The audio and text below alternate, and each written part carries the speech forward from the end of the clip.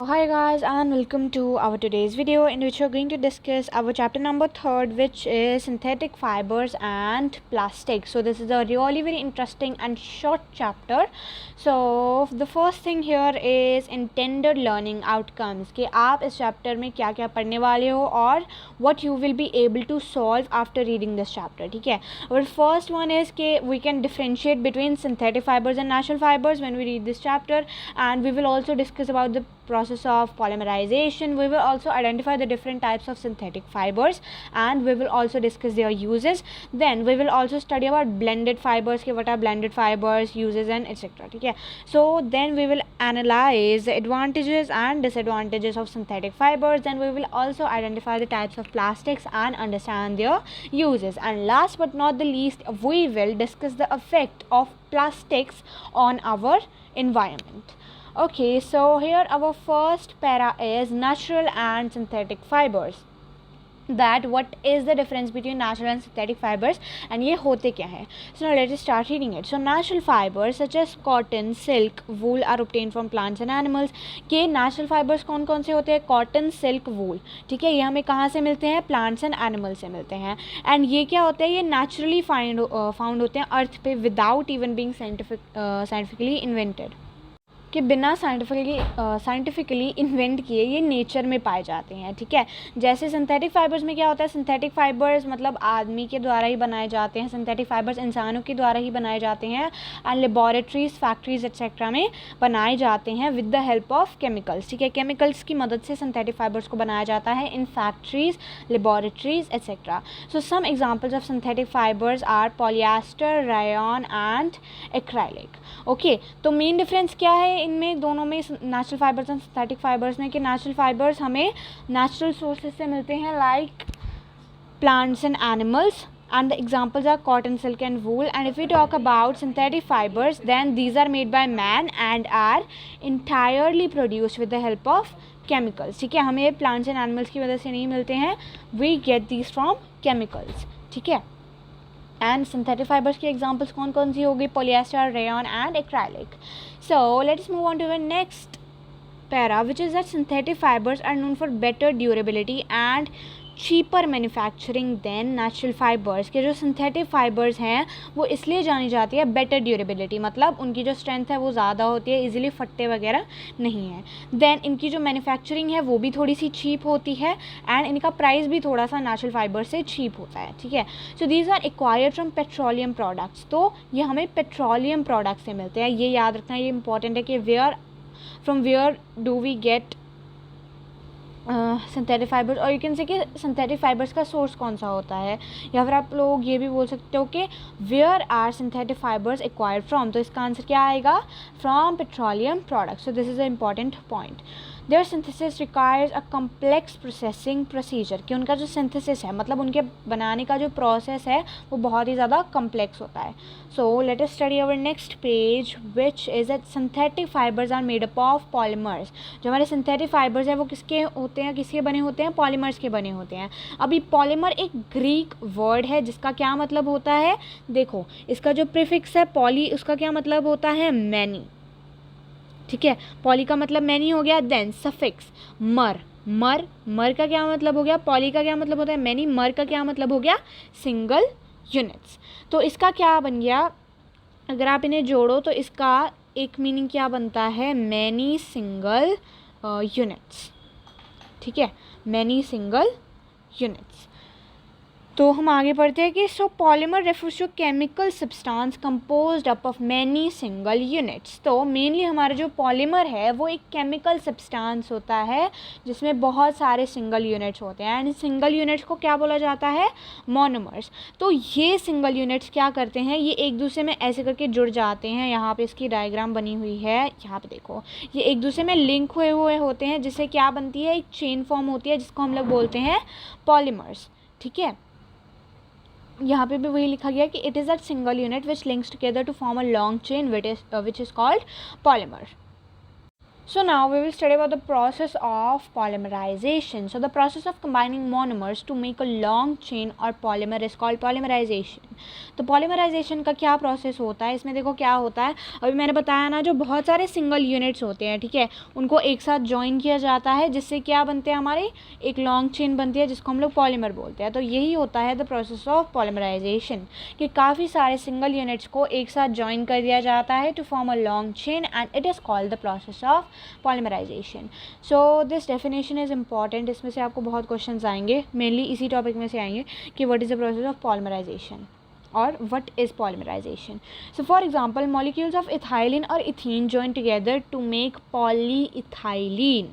तो for example हम लोग ले सकते हैं कि इथाइलिन एंड इथीन, ठीक है, दोनों आपस में जुड़ते हैं, दीज टू आर मोनोमर्स, दोनों आपस में जुड़ते हैं to make a long chain जो है पॉलीइथाइलिन. ठीक है, ये एग्जाम्पल है, ये मतलब एग्जैक्ट आप लोग नहीं बोल सकते कि सिर्फ इथाइलिन एंड इथीन की लॉन्ग चेन्स होती हैं. ठीक है, so ethylene and ethene join together to form polyethylene, and इसको हम लोग mainly daily to daily language में क्या बोलते हैं, polythene. So thus polythene is the polymer of ethylene.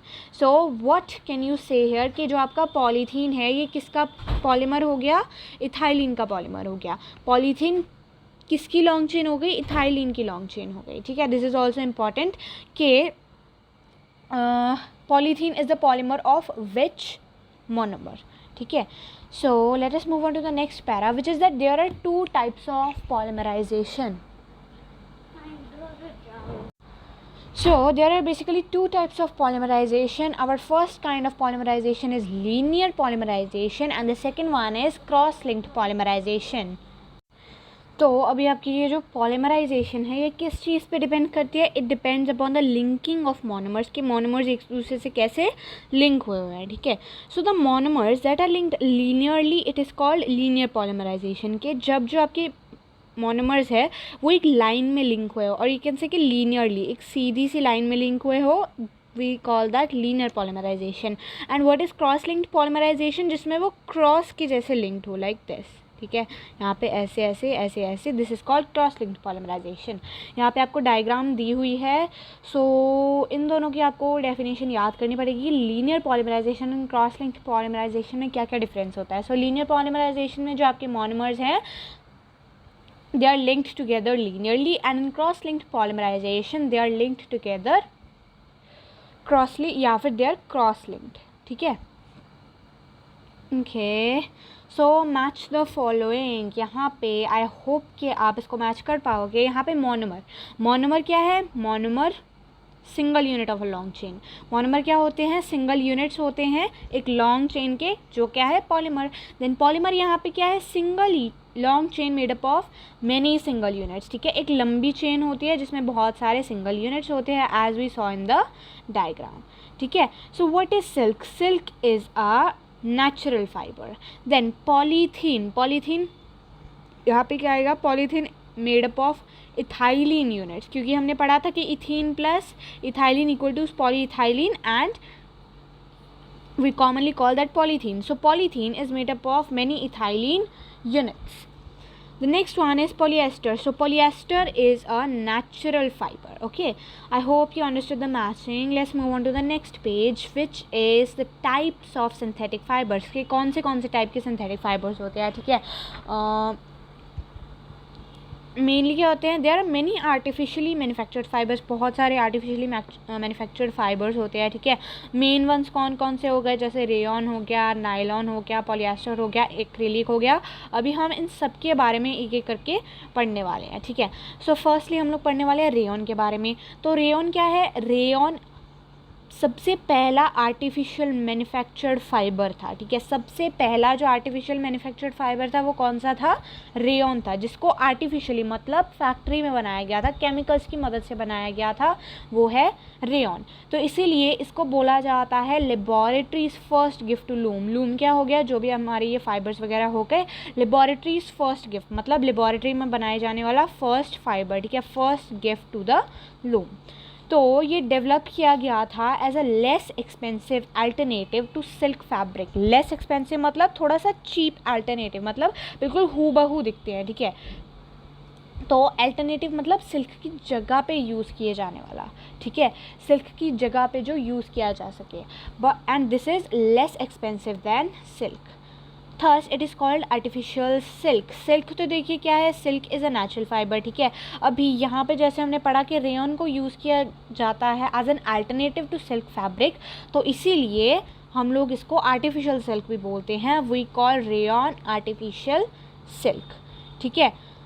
The starting material used for preparing rayon is cellulose obtained from wood pulp। तो जो starting का मटेरियल यूज़ होता है रेयन को बनाने के लिए वो होता है सेल्यूलोज, जिसको वुड पल्प से लिया जाता है, ठीक है, वुड के मटेरियल से लिया जाता है। तो यहाँ पे देखो आप बोलोगे कि इसको वुड से लिया जाता है और वुड एक नेचुरल सोर्स है, ठीक है, तो हम इसको सिंथेटिक फाइबर क्यों बोलते हैं जबकि इसका सोर्स नेचुरल है। तो देखो हम इसका मतलब जो सिर्फ स्टार्टिंग मटेरियल है वो सिर्फ हम नेचर से ले रहे हैं, but the rest of the like processing जो उसकी रेस्ट बच गई है वो लेबॉरेटरीज़ में ही की जाती है, वो फैक्ट्रीज़ में ही की जाती है, इसलिए इसको सेमी सिंथेटिक फाइबर बोला जाता है। क्यों? बिकॉज इसका जो सोर्स है it is cellulose which is natural wood pulp, ठीक है। तो इसीलिए एक इसका क्या हो गया, नेचुरल हो गया, ठीक है, एक चीज़ इसकी नेचुरल होगी, देन इसको हम लोग और केमिकल्स ऐड करके लेबॉरेटरीज वगैरह में बनाते हैं, so it also have some synthetic characteristics, ठीक है, तो इसको सेमी सिंथेटिक फाइबर बोल दिया जाता है। अभी देखो नेचुरल रॉ मटेरियल की यूज़ की वजह से ना इसमें थोड़े से नेचुरल फाइबर्स के भी कैरेक्टरिस्टिक्स या फिर प्रॉपर्टीज़ आ जाती हैं। तो यहाँ पे भी वही लिखा गया है कि रेयन के पास काफ़ी सारे एडवांटेजेस होती है जो कंज्यूमर्स को एंड मैन्युफैक्चरर्स को बेनिफिशियल लगती हैं, अपनी तरफ अट्रैक्ट करती हैं। तो हमारा फर्स्ट पॉइंट है कि ये सिल्क से कम एक्सपेंसिव है एंड उसकी तरह ही लगभग काम करता है। देन हमारा अगला पॉइंट है कि ये मॉइस्चर को बहुत जल्दी ऑब्जॉर्ब कर लेता है एंड ये वियर करने में, पहनने में बहुत ज़्यादा कंफर्टेबल होता है। Then our third point is कि ये बाकी फाइबर्स के साथ बहुत ही अच्छी तरह से ब्लेंड हो जाता है, बहुत ही अच्छी तरह से मिक्स हो जाता है अगर इसको वूव किया जाए, ठीक है। It can be easily dyed to produce beautiful and vivid colours, इसको हम लोग ईजिली डाई कर सकते हैं, किसी भी कलर में बना सकते हैं। देन रेयन के मतलब काफ़ी सारे commercial, industrial and domestic uses भी हैं, हम उसके बारे में पढ़ने वाले हैं। So rayon is use to make apparel such as jackets, track suits, skirts, slacks and blouses and ties. So rayon is use in all these things which are jackets, track suits, skirts, slacks, blouse and ties. So और किस चीज़ में use होता है, it is use in feminine hygiene products, ठीक है, feminine hygiene products हो गए। देन डाइपर्स में भी ये यूज़ होता है। देन जो सर्जरी के लिए प्रोडक्ट्स यूज़ होते हैं, देन टायर्स हो गए, बॉलिंग बॉल्स हो गए, फोटोग्राफिक फिल्म जो कैमराज में यूज़ होती है, एंड काफ़ी सारी अदर इंडस्ट्रीज़ या फिर काफ़ी सारे अदर करियर्स में भी रेयन को यूज़ किया जाता है। देन फर्नीचर में, ठीक है, अपहोल्स्ट्री हो गए, स्लिप कवर्स हो गए, शीट्स हो गए, मैट्स वगैरह हो गए, ब्लैंकेट्स वगैरह हो गए, वो भी रेयन से बनाए जाते हैं। So our next topic is nylon. So it is a common synthetic fiber which is used widely all over the world. तो ये भी बहुत ज़्यादा एक कॉमन सिंथेटिक फाइबर है जिसको पूरे वर्ल्ड में यूज़ किया जाता है। तो बेसिक रॉ मटेरियल यूज़ होते हैं नायलॉन को मैन्युफैक्चर करने के लिए, वो होते हैं कोल एंड पेट्रोलियम, ठीक है। सो हम लोग अभी यहाँ पे नीचे हम लोग पढ़ने वाले हैं कि क्या क्या कैरेक्टरिस्टिक्स होते हैं नायलॉन के। तो हमारा पहला कैरेक्टरिस्टिक है कि फैब्रिक्स जो होते हैं नायलॉन के जो बने होते हैं वो क्रीज नहीं होते, ठीक है। दैन नेक्स्ट वन इज़ कि it is the most elastic, strongest and lightest fibre, कि ये सबसे ज़्यादा इलास्टिक मतलब स्ट्रेचेबल, कि आप इसको बहुत ज़्यादा स्ट्रेच कर सकते हो, या बहुत ज़्यादा स्ट्रॉन्ग होता है, ठीक है, ईजिली फटेगा नहीं, एंड ये बहुत ज़्यादा लाइट होता है। Then our next point is that it is easy to dye, आप इसको किसी भी कलर में बना सकते हो। Then next one is the nylon fibres do not absorb water easily and dry quickly, कि नायलॉन फाइबर्स वाटर को मतलब तुम बोल सकते हो कि वाटर को बहुत जल्दी अब्जॉर्ब नहीं करते हैं एंड ये बहुत जल्दी सूख जाते हैं। So the next one is that it is wrinkle resistant and wear resistant. Wrinkle resistant मतलब जो भी मतलब सिलवटें पड़ जाती हैं ना वो नहीं पड़ती हैं। देन द नेक्स्ट वन है इसकी नायलॉन टूथब्रश बनाने में, ठीक है, जो टूथब्रश के ब्रिसल्स होते हैं उनमें बनाने में यूज़ होता है। देन कार्पेट्स हो गए, सॉक्स हो गए, स्टॉकिंग्स हो गए एंड स्लीपिंग बैग्स हो गए, उनमें भी नायलॉन को यूज़ किया जाता है। देन इसकी हाई स्ट्रेंथ की वजह से एंड गुड फ्रिक्शनल रेजिस्टेंस की वजह से इसको रोप्स वगैरह में भी यूज़ किया जाता है जो पैराशूट्स एंड माउंटेन क्लाइंबिंग में काम आती हैं। Then the next fibre is polyester. तो ये पॉलीमर है काफ़ी सारे एस्टर यूनिट्स का, ठीक है, एस्टर यूनिट्स का ये पॉलीमर है। So terylene is a popular form of polyester, के टेराइलिन एक पॉपुलर फॉर्म है पॉलिएस्टर की, जिसको आप लोग फाइन फाइबर्स में बदल सकते हो। एंड हम लोग नीचे अभी कुछ कैरेक्टरिस्टिक्स पढ़ने वाले हैं पॉलिएस्टर के। तो पहला हमारा है कि ये बहुत ही ज़्यादा स्ट्रॉन्ग होता है एंड बहुत ही ज़्यादा ड्यूरेबल होता है, ठीक है, इजीली ये फटता नहीं है। देन अगला क्या है कि they are resistant to wrinkle, abrasion and most chemicals, कि आप इसके केमिकल डालोगे तो ये मतलब जल्दी केमिकल्स को नहीं पकड़ता है, उनसे जल्दी रिएक्ट नहीं करता है, एंड इसमें भी सिल्वर्टी जल्दी नहीं बढ़ती हैं। Then the next one is that it is hydrophobic in nature. Hydrophobic का मतलब क्या होता है कि ये पानी जल्दी ऑब्जॉर्ब नहीं करता है, so they can be easily wash and dry, तो इसको ईजिली वॉश किया जा सकता है एंड ड्राई भी किया जा सकता है। Then the next one is कि ये बहुत जल्दी आग पकड़ लेते हैं, इसीलिए जब भी इनको पहना जाता है तो बहुत ज़्यादा केयरफुल रहना चाहिए, बिकॉज कभी भी आग इनको लग सकती है, ठीक है। अगर आप कोई भी ऐसा पॉलिएस्टर का कपड़ा पहन के जाते हो आग के पास, तो आपको ध्यान रखना चाहिए। तो आगे हम लोग देखने वाले हैं कि पॉलिएस्टर के यूजेस क्या क्या हैं। So our first one is के वो काफ़ी सारे वेरियस क्लोथ्स की मैन्युफैक्चरिंग में यूज़ होता है एंड काफ़ी सारे अलग अलग चीज़ों में यूज़ होता है, लाइक इस बेड स्प्रेड्स हो गए, ठीक है, बेड शीट्स वगैरह हो गई, पिलोस पे जो कवर चढ़ते हैं वो हो गए, देन कार्पेट्स वगैरह में भी यूज़ होता है पॉलिएस्टर, ठीक है। कर्टन्स भी बनाने में क्या यूज़ होता है, polyester. Then the next one is कि इसकी जो टेंसाइल स्ट्रेंथ है वो बहुत ज़्यादा होती है, तो इसीलिए इसको रोप्स बनाने में भी यूज़ किया जाता है, ठीक है।